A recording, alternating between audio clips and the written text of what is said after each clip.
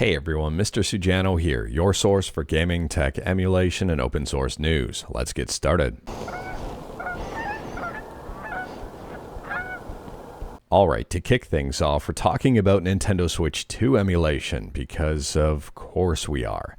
And this is a little bit different than in previous videos. So in previous videos, we had talked about the fake Nintendo Switch 2 emulator Axiom, where they were blatantly showing off fake stuff.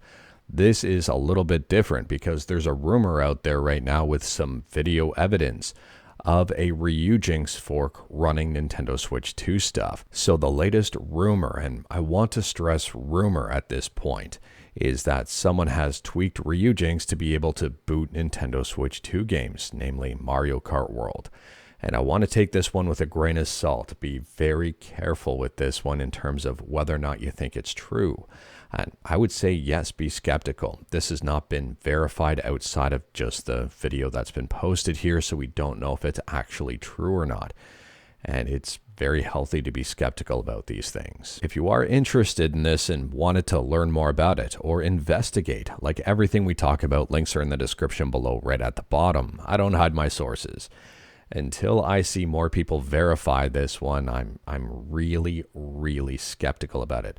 Possibly hopeful, but at the same time here, it's so early on. I would be shocked if this was real. To be fully transparent with you, I was really debating on whether or not to even talk about this until I got more and more pings about this stuff and I saw more and more conversations around this. I'm just reporting on the news here, and this may be real, it may be fake, and again, be skeptical, and I'm waiting until we see more testing from more prominent figures in the development community and really to be able to verify whether or not this is real. Let me know your thoughts in the comments below, but I have seen multiple videos from multiple sources on this one. So I'm not saying it's real, I'm not saying it's fake, I'm not trying to spread rumors here, I'm just talking about what's being talked about in the community. And on a side note here, and again this is worth noting, this is not Axiom. Axiom is a completely different scam altogether. We're just going to have to wait and see on this one, and I'm going to be patient here and wait for further clarification on the matter. And speaking about the Nintendo Switch 2, next up we're talking about Nintendo Switch 2 and scalping. And here's a very interesting title over on Nintendo Soup. Some Japanese scalpers have started losing money on Nintendo Switch 2. You hate to see it. According to the article, it seems like the scalpers aren't selling at a huge loss, but they are selling at a loss. And I'm wondering here if that's going to be a trend overseas and in other areas other than just Japan. But taking a look, it does appear that one of the big factors about this is the warranty, and that if you do have a warranty claim, you have to produce an original receipt, which may then expose the scalpers. And secondly, although they didn't list it, I'm wondering if it's also because Switches have been relatively readily available. I wouldn't say it's super easy to get a Switch, but I also wouldn't say it's super difficult to get a Switch, and Nintendo seems to be very on top of producing as much stock as possible. Let me know your thoughts on this one. And continuing to talk about the Switch 2 and also supply and pricing. Next up, we're talking about the Switch 2, the supply and price, and even more. There's an interview here that's been posted on gamesindustry.biz that I'd recommend checking out. So from my understanding here, even with the initial huge supply of the Switch 2 and the initial very strong sales numbers, Nintendo is saying demand is still outpacing supply. And they're saying here, we will continue to strengthen our production and supply systems to deliver as many Switch 2 systems as possible to our customers.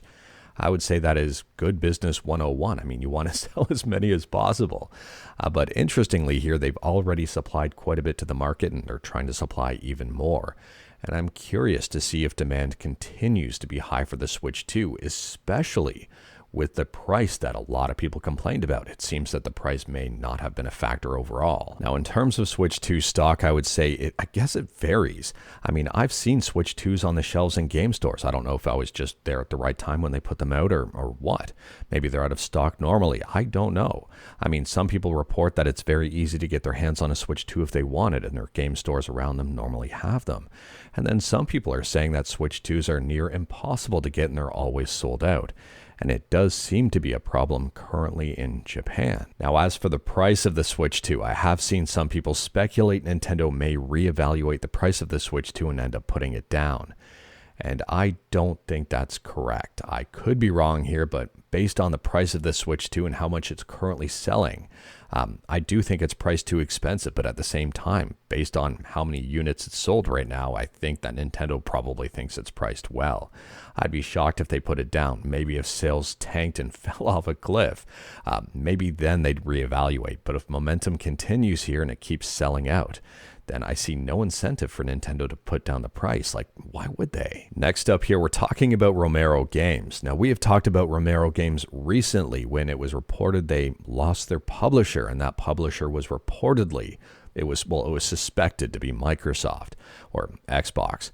Anyways, here, there were some reports about Romero Games shutting down because of it, laying off people, and that was the end of Romero Games. And then there were some other reports out there saying that Romero Games was absolutely fine and things would continue on, and now Romero Games has put out a statement. If you are a fan of Romero Games, I would say this is good news. They say we want to address recent reports regarding the status of Romero Games. These reports have contained inaccuracies, and we feel it's important to set the record straight. The funding for our project was pulled, and our game was canceled. So that is a fact. They then say, due to confidentiality agreements, we cannot disclose the publisher's identity, though some may infer it from public information. So it may be Microsoft, it may not. They didn't confirm, but you can kind of read between the lines there.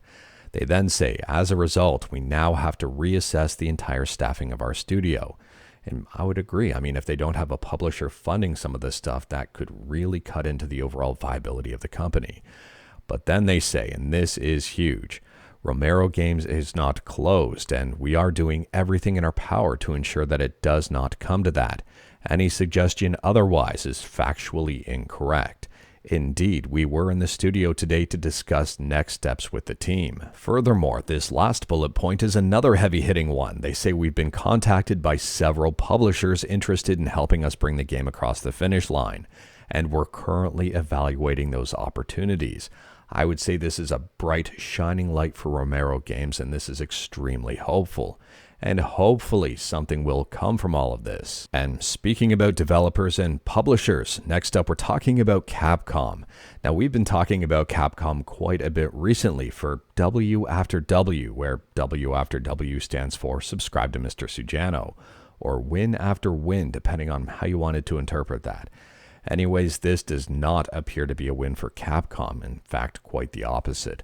So listen to this headline. Capcom cancels lecture about Monster Hunter Wilds optimization as devs face threats and harassment. So based on the article, and I guess it was confirmed by Capcom, they were set to present at Japan's Computer Entertainment Developers Conference on July 24th.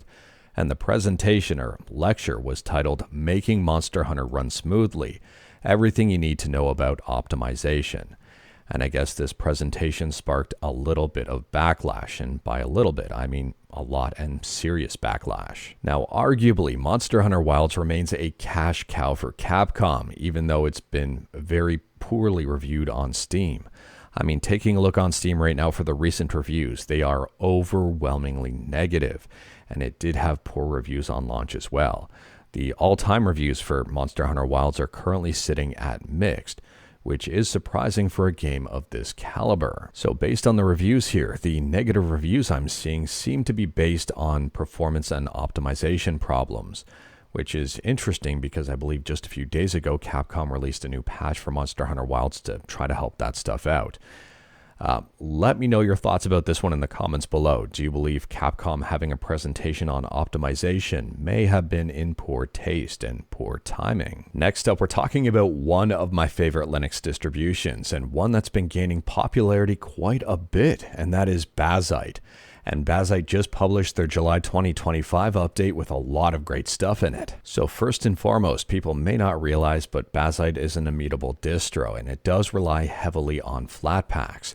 Now, Flatpaks remain a hot topic in the Linux community. Some people hate them, some people love them. I, for one, love them. But anyways, here they've got a brand new app store, and it is the default app store for Bazzite, and it's called Bazaar. So they say here, Bazaar is now the default Flatpak store for Universal Blue and all images of Bazzite. This is a brand new store with an important core objective: encourage developers to ship and maintain their applications for Linux themselves while receiving support for this work. This is done by placing a focus on Flatpaks and FlatHub as the source of applications.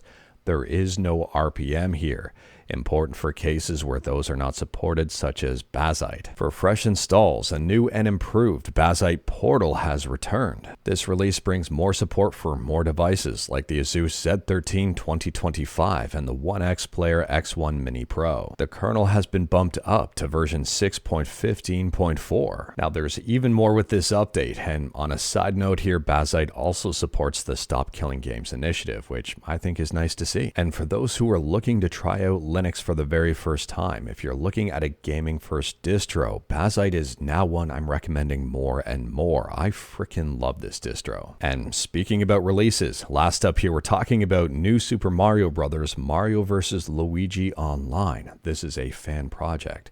It's a Unity standalone 2 to 10 player remake of the Mario vs. Luigi game mode from the new Super Mario Bros. DS download game. At the time of filming, version 2.0.0 is the latest release, and there is quite a bit in here. There's a whole bunch of additions, there are a whole bunch of bug fixes and changes, and even more. There's new music, there's new options. They rewrote the entire game to use rollback netcode.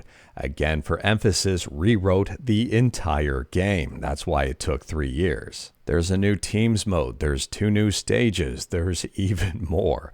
Like, this is a massive release. This game also has its own itch.io page. It's 100% free, it's open source, and if you're interested in learning more about it, like everything we talk about, links are in the description below at the bottom. But anyways, that is all I've got for you in this one. Straight to the point, all stuff and no fluff. We talked about a bunch today. Feel free to discuss anything we talked about in the comments below. If you like this video, leave a like. If you didn't like this video, leave a like. Hit that subscribe button. Check out my other videos. Don't tempt fate. Save your state.